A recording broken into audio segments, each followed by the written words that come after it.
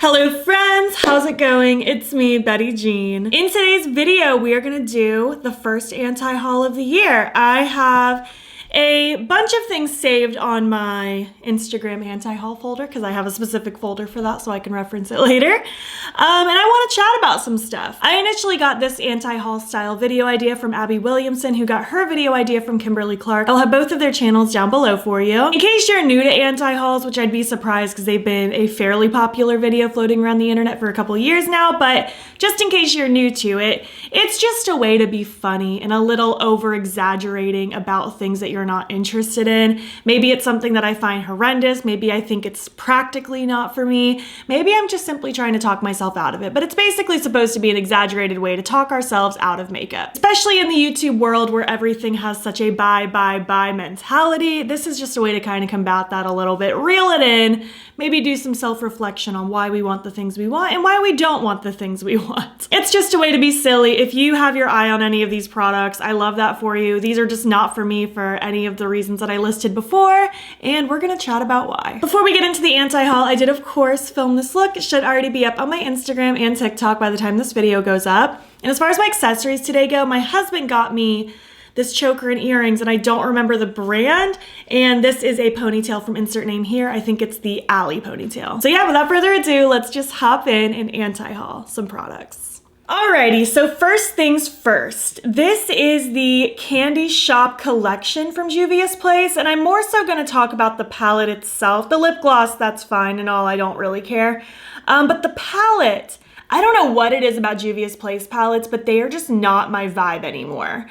I haven't really been interested in Juvia's Place in years, and sometimes it's so hard to pinpoint why. You guys are usually really good at telling me why maybe this wouldn't appeal to me. This one specifically, not only do I not vibe with these tones together, it feels kind of random. I also just feel like it's lacking depth as far as the mattes go. Like I would have loved to see like a really dark purple or blue. I feel like that would have made this palette a little bit better.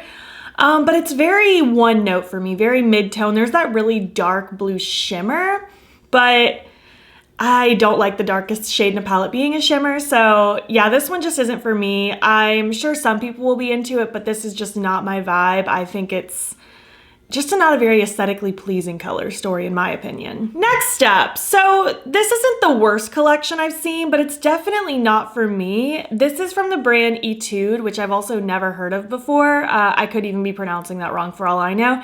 But this is a collab with BT21, which is like a BTS sub-brand thing that has like cartoons. I don't really understand it. I know ColourPop did a collab with them last year. But basically it's two little 6-pan palettes and then some like lip products, like lip tints. The lip tints aren't really my vibe. I feel like I went through a phase where I liked lip tinty type products, but I want a lipstick, like something opaque, or I want a gloss. I don't really want an in-between. Sometimes I can get down with a blotted lip, but it hasn't been my go-to lately. But these palettes are very boring to me. I feel like if you're into this vibe, I'm probably willing to bet that you already have these vibes in your collection. These are just not super exciting. I don't know how much these cost because this specific post doesn't have it listed. I would hope that these aren't very expensive because they don't look very expensive. They look quite cheap if I'm being honest with you. But yeah, again, I feel like it's just kind of lacking the depth. Like that first pinky palette, it is so one note, like on the light to medium zone. I feel like that wouldn't even work for a variety of people. The more neutral one does get a little bit deeper, but it doesn't really get that deep either. I feel like you could only do so many looks with this. I feel like I need more shade depth in order to create a variety of looks. And maybe that's not you. Maybe you're someone who wants just an easy, simple, mid-toned, one-note kind of palette just to throw on the same easy look every day. But that's not me. I do something different every single day. I like rarely wear a look twice. And if I do, it's usually at least with different products, not the same thing. So yeah, this just isn't my vibe. It's just simply not for me. Again, it's not the worst thing I've seen, but this one I'm anti-hauling just because it's literally not for me. This next one I'm anti-hauling because I think it's ugly. This is the Pinker Times Ahead palette by Too Faced. Now, I'm already not a Too Faced girly, but this palette I think is just ugly. I think this editing is awful too. I feel like it's very misleading. Like it almost looks like there's sparkles put onto this palette to make it look extra shiny. Like this literally looks like a digital image. Like it doesn't look like eyeshadow at all. And I also hate the name Pinker Times Ahead. Like, I'm trying to think if that's supposed to be a play on words or something, but I can't think of what that would be. I don't know. I just think this is dumb. And also it's called Pinker Times Ahead and there's hardly any pinks in this. Like the packaging is pink and there's like 2 pink eyeshadows. 3 if you count that corally one, but that's more coral to me, not really pink. Yeah, this just isn't for me. Very shimmer heavy with very like, again, that mid-tone kind of matte. There isn't even like a really nice dark matte in there. That magenta's a little bit richer, but it's still not super dark. This is just not for me. I haven't been into a Too Faced product in a very long time, and this is honestly probably one of the worst ones I've seen in a while. I just think it's horrendous. I don't like it. I'm not gonna buy it. This next one, I actually have more to say on this one as of this morning than I thought I was going to, but this is the Ultra Lavender palette. Well, I guess collection, but more so again focused on the palette. Ultra Lavender Artistry palette from Morphe. I'm not a Morphe person. I haven't shopped from Morphe in a very long time. I hate that they called this the Ultra Lavender when there's very little lavender. There's like hardly any lavender in here. It's basically the same Morphe palette that's been done 1,000 times with a couple pops of lavender. You do not need this. You absolutely do not need this. I would just say if you're looking to add some lavenders in your collection, do not buy this whole palette. You do not need this whole palette unless you are brand new to makeup and you've never owned eyeshadow in your life and you want neutrals and lavenders. Even then, I'd probably say don't buy this palette. I'd probably more quickly send you to ColourPop's site to pick out a neutral palette and a lavender palette because I'm positive they have both. And this is also $27. Like you could get a couple ColourPop palettes for $27. Probably only 2. ColourPop has gone up in price over the years, but either way, this is not super lavender to me. I think it's ridiculous. It's so obnoxiously big. They could have cut this in half and it would have been a lot more pleasing. But also, I learned as of this morning, Morphe's been closing a ton of their physical stores. I don't know if they're all closing or just a lot of them, but they didn't give any of their employees like any notice, which is really sad. Like a lot of people came to work and found out it was their last day and that's like super heartbreaking. I hate that that happened. That actually happened with my old salon that I used to work at years ago. I've been self-employed for like over 4 years, but I worked for a Regis brand salon. It was called Hair Plus, but it was under the Regis Corporation. And this happened after I'd already left for like a year or 2, but all of the Regis salons shut down also without like any notice. Like all of my old coworkers found out it was their last day and then found out they had no more work after that. So super, super heartbreaking when that happens. I absolutely can't stand that. And I wonder if Morphe themselves are closing down. Like, is Morphe catching up with itself? Are people finally over Morphe and they're just not making sales anymore?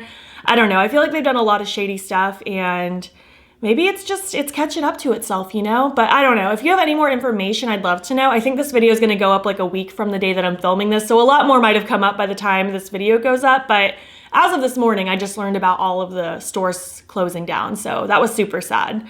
So yeah, again, I'm not really sad about Morphe. I'm just sad about the employees. So yeah, again, not interested in this. 1, because it's ugly, but 2, because I don't shop from Morphe. And yeah, moving on. Next up, from Wet n Wild. So I just think this is also ugly. I haven't been a major Wet n Wild shopper for a few years. They went through this whole thing where they kind of lied a little bit about their cruelty-free status and weren't telling the full truth. But I just saw recently, I think it was Cruelty Free Kitty recently put them on their cruelty-free list because I guess they've updated some things and they've completely bypassed animal testing, which is fantastic to hear. Still don't know if I'm like gung-ho about buying from them right this second because there just isn't a lot that appeals to me, but regardless, we're talking about something that I don't like right now. And this is the Pampered Valentine's collection. I just think this is really ugly. I also don't feel like this even looks like Wet n Wild, which Wet n Wild doesn't have like the best packaging in the world, which is understandable. It's a more affordable brand, but this just looks like even cheaper than that. This looks like super cheap, cheesy. It looks like something I'd find at the dollar store or maybe Claire's or something. It's very kid-like to me, very cheap kids makeup looking. I think it's quite ugly. I'm not super into it. There's like a face and eye palette, which is that 4-pan palette you see in the middle. There's not a whole lot I can do with that. I mean, I could do something with it, but I don't know. I just think this is an ugly collection. It doesn't appeal to me in the slightest. And I love Valentine's Day. I feel like I kind of did a Valentine's Day look today unintentionally. I think Halloween and Valentine's Day are girlfriends, and I love Valentine's Day. I think it's so cute. I love all the pink hearts and everything, but This is not cute to me. I think this is really ugly and tacky. Next up, so this is from Makeup Forever, which I don't shop from them because I'm pretty sure they're still not cruelty free. But I hate the shape of these lipsticks and I wanted to talk about them. These are the Rouge Artist Velvet Nude Soft Matte Lipstick. That is a mouthful. Like, I feel like brands can tone it down with the names of their products. It does not need to be like Rouge Artist Velvet Nude Soft Matte. Like, it's ridiculous, but I don't like the shape of this.